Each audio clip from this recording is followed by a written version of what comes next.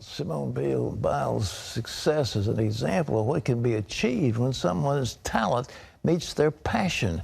Basketball executive Pat Williams calls this the success intersection. And he says you don't need to be a world-class athlete to attain greatness. It's an understatement to say Pat Williams looks at the bright side of things. He's one of America's top motivational speakers and has inspired millions of people. As an NBA executive, Pat led 23 teams to the playoffs and co-founded the Orlando Magic. He's written dozens of books and still finds time to raise his 19 children. Even cancer couldn't dampen his outlook on life. In his book, The Success Intersection, Pat offers a clear roadmap to identify your greatest talent and outlines how to focus that talent on achieving your goals. Well, our good friend Pat Williams is here with us now. And Pat, it's wonderful to see you again. You are the most prolific author I know anything about. How many books have you written so far? Pat, that's book number 104. Come on! Yeah. My high school English teacher would be stunned. Yeah. He would be shocked. But this latest one, Pat, is called The Success Intersection. All right. And it's about when your greatest talent intersects with your greatest passion. That is your sweet spot in life. And that's where you want to stay. That's where you want to make your living. And that's where you want to get paid every 2 weeks. Right there in that sweet spot. So that's the meat of this new book. Was yours managing sports teams? Was that your passion? Well, Pat, I saw my first Major League Baseball game when I was 7 years old. My dad took me to the ballpark in Philadelphia, June 15th, 1947. Remember it vividly.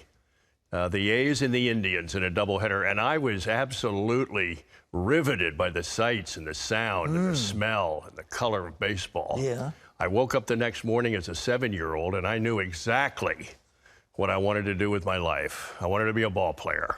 Really? And so through high school and college and into the pro ranks with the Phillies, my roots are in baseball. But I was living right there in that intersection. Now, my talent as a ball player wasn't good enough, but the Phillies gave me a chance in the front office, and that seemed to be my niche. I switched over to the National Basketball Association when I was 28 years old and have been now almost 50 years in the NBA, Pat. So I've been living right there in that intersection of talent and passion, and that's what I'm encouraging people with this book to do, and particularly young people. Give me some, I know you'll have anecdotes in here. Give me a few of them in the book. Well, Pat, the best anecdote I've got came after the book was written. My son, Bobby, who's in baseball for his career, he has twin boys. They're 4 years old now. Teddy, little Teddy, from the time he was 2 years old, wants to swing that bat and hit a ball, and so they've got him signed up for T-ball.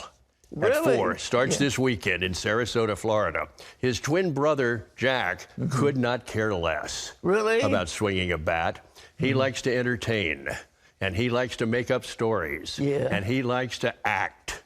And so they've got him ready to go in the theater world come this fall. So that's the point. Parents, grandparents, teachers, and coaches, we need to be on the alert, constantly looking to see what talent our youngsters have, and then nurturing it and feeding it and fueling it. So that's a big part of it, too. So many people try to force that talent into in an avenue it's not intended to go, don't Good they? point, Pat. And I think God gives us special gifts. We come down on this earth with, I think, red threads coursing through our blood system. And those are talents. Those red threads indicate talent or interests. And so as parents and teachers and coaches, we need to inflame those red threads and really ignite them so that young people can really carry on and live meaningful lives where their talent and their passion meet. But this really is success, isn't it? To do that which God made you for. That's what it amounts to, is fulfilling what, you know, that whole idea of the pursuit of happiness, that's really what that means, doesn't it? Well, Pat, when they talk about God's will, and everybody every Christian I've ever met, what is God's will for my life? Well, I think practically it is, well, what are you good at? What is your talent? And then secondly, what do you love to do? What are you excited about? What are you enthused about? You can't fake enthusiasm, Pat. It's got to be genuine. So talent and passion are the keys here. That's what God made you for, so you don't have to go looking for some elusive will in the sky. There you go. It's inside of you. Pat, that's it. And we need help, particularly as young people. We need to be encouraged. We need to be uplifted. One word, Pat, one word of encouragement from a teacher, for example, with a 5th grade student, and she says to a young lady, Elizabeth, I see writing talent with you. I think you're a marvelous writer. Or a teacher in the 8th grade says to a young man, you know, I see leadership potential in you, Jack. I mean, you really lead in this classroom. Listen, those words, Pat, never leave us, and they're going to uplift. And so we constantly need to be encouraging people and spotting talent and telling them that. I see a bright future for you, son, or you've got great potential. That's important. Well, you find parents that run their children down. You know, you're stupid, you can't make it kind of thing. It breaks your heart, doesn't it? All that talent going to waste. And Pat, that comes back to the power of our words. Yes. The power of the tongue. I remember, Pat, every single word that every teacher and every coach and my parents, I remember, I think, just about everything that was ever said to me. When you really sit down and think about it, most people can recall those words. So it is awfully important that we speak words of hope and encouragement and uplift people and encourage people.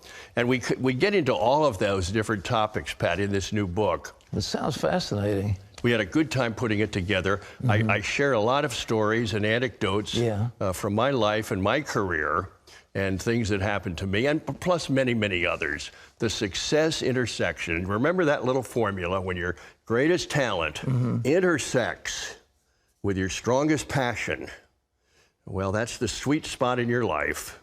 And that's where you want to live. That's where you want to get educated. That's where you want to get paid every 2 weeks, and that's what you want to be doing. I think you're a living example of that, aren't you, Pat? I am. You know, years ago when I was a little fellow, my mother said, you know, you're a leader. And I said, you know, I'm a little kid. What are you talking about? Who am I going to lead? Well, and I was a chubby little boy. But, you know, as it goes But something struck, right? Something stayed all there. The way. And it was never put down, always lift up. I had parents like that. They want to encourage you. You know, this is your destiny. And I think for parents to do what you say, Pat, is just fabulous. Well, I know this book is going to bless people. Ladies and gentlemen, you couldn't ask for anything better. The success intersection. Pat has hit the sweet spot as far as I'm concerned.